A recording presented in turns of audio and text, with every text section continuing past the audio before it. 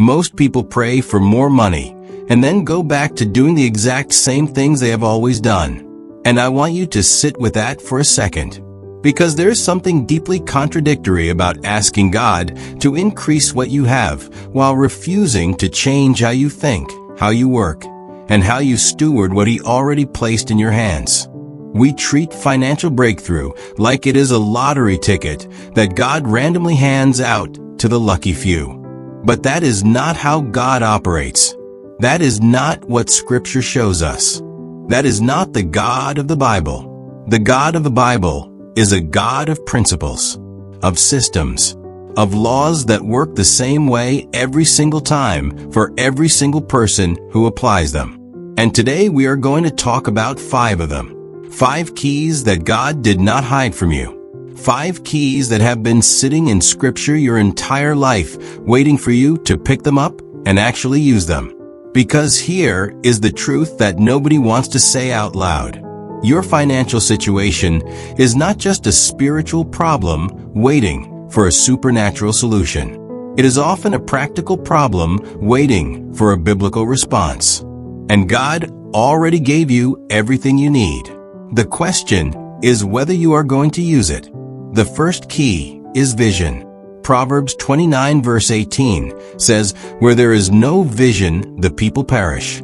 And most people read that verse in a church context and apply it to ministry or leadership. But this principle is one of the most powerful financial truths in all of Scripture. Because you cannot build what you cannot see. You cannot move toward a destination you have never defined. And most people are broke not because God withheld provision from them, but because they never decided specifically and deliberately where they were going financially. They have a vague wish, a general hope that things get better, a feeling that one day the money situation will somehow improve. But a wish is not a vision. A vision is specific. A vision has a number attached to it. A vision has a timeline. A vision has a plan underneath it.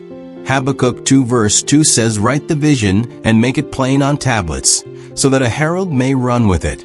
God told Habakkuk to write it down, not think about it, not pray about it and leave it floating in the air. Write it down, make it plain, make it clear enough that someone else could read it and run with it. There is something that happens in the spiritual and practical realm when you move a vision from your imagination onto paper. It becomes real. It becomes a target. And your mind, your energy, your decisions, and your prayers begin to organize themselves around hitting that target. Before you ask God for more, define clearly what more actually looks like for you. Write it down, make it plain, and watch how differently you start moving. The second key is diligence. Proverbs 10 verse 4 says, "Lazy hands make for poverty, but diligent hands bring wealth." And I know that verse makes some people uncomfortable because we live in a culture that wants to believe there is always a shortcut, a hack, a viral moment that bypasses the work entirely. But Scripture does not offer that narrative, and neither does the life of any genuinely successful person you have ever admired. Diligence is not just working hard. Diligence is working consistently, working with excellence, working with intention even when nobody is watching and the results are not yet visible. Proverbs 22 verse 29 says, "Do you see someone skilled in their work? They will serve before kings and not before officials of low rank." Skilled. That word matters. God is not just looking for someone who shows up. He is looking for someone who shows up and keeps getting better. Someone who treats their craft, their calling, their work as something worth developing and refining over time. The people who complain the most about their income are often the people who have stopped growing in their craft. They want a raise, but they have not invested in becoming more valuable. They want promotion, but they are doing the minimum required to keep the position they already have.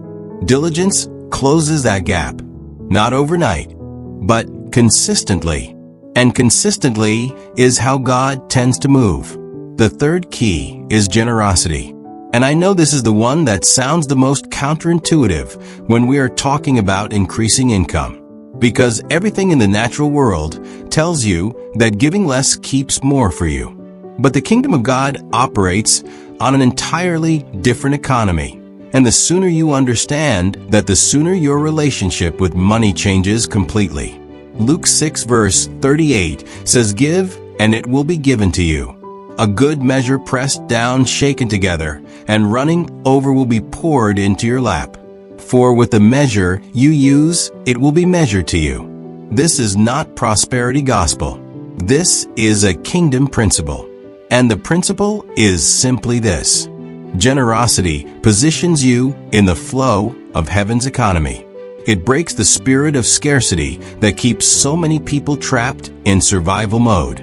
It trains your heart to trust God as your source rather than your salary as your source.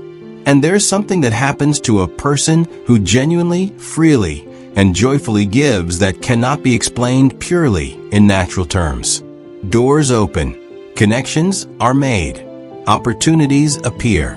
Not always immediately, not always in the way you expected, but consistently over the life of a generous person. You see the hand of God moving in ways that simply cannot be attributed to coincidence. Generosity is not just a moral virtue. It is a financial key, and God put it in the Bible on purpose. The fourth key is wisdom and stewardship. Luke 16 verse 10 says, "Whoever can be trusted with very little can also be trusted with much, and whoever is dishonest with very little will also be dishonest with much." This verse changed the way I think about money completely. Because what Jesus is saying here is that the way you handle what you already have is the direct indicator of whether God can trust you with more. And most people are asking God for increase while mismanaging what they currently hold. They are in debt from things they did not need. They have no budget, no savings, no plan. They spend impulsively and then pray desperately. And then they wonder why the breakthrough is not coming. But God is not withholding. He is watching. He is watching how you steward the paycheck you already have, how you handle the small opportunity that already landed in front of you, how you manage the resources that are already in your hands right now. Faithful stewardship is not about being perfect with money. It is about being intentional. It is about making a plan and honoring it.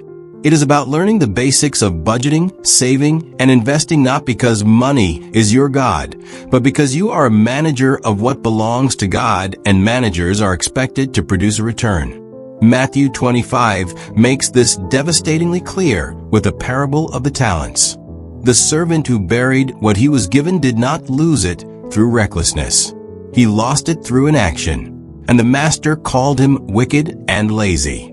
Inaction with what God gave you is not humility. It is disobedience. The fifth key is patience and timing. And I saved this one for last on purpose, because this is the key that holds all the others together. Because you can have vision and diligence and generosity and wisdom and still find yourself in a season where the increase has not arrived yet. And in that season, the enemy will come and tell you that God forgot about you, that the principles are not working, that other people get blessed, but somehow you are the exception. And if you believe that lie, you will abandon the very things that were about to produce your breakthrough. Galatians 6 verse 9 says, "Let's not become weary in doing good, for at the proper time we will reap a harvest, if we do not give up." If we do not give up, that condition is everything. The harvest is not in question. The timing is not in question. The only variable in that verse is whether you quit before the proper time arrives.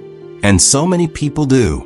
They plant, they water, they wait, and then right before the season of harvest, they walk away from the field because it is taking longer than they expected. God's timing is not slow. It is precise. It is purposeful. There are things being arranged on your behalf right now that you cannot see. Connections being positioned.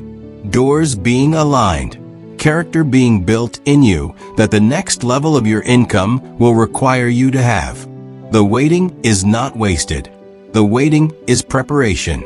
And the person who comes out on the other side of a long season of faithfulness is never the same person who went in. They are stronger, clearer, more grounded, and ready in ways they could never have been without the process. So here is what I want to leave you with today. God did not hide these keys from you. He put them in a book and made that book the most widely distributed piece of literature in human history. He gave you vision because he knew you needed direction. He gave you the principle of diligence because he knew the work would be required. He gave you generosity because he knew your heart needed to be free from the grip of scarcity. He gave you stewardship because he knew that increase without wisdom is destruction. And he gave you the promise of timing because he knew the waiting would be the hardest part. These 5 keys are not suggestions for the especially spiritual. They are instructions for anyone serious about building a life that reflects the goodness and faithfulness of God. The question was never whether God provided the keys. The question has always been whether you are willing to pick them up, put them in the lock, and do the work of turning them. You already have everything you need. Now go use it.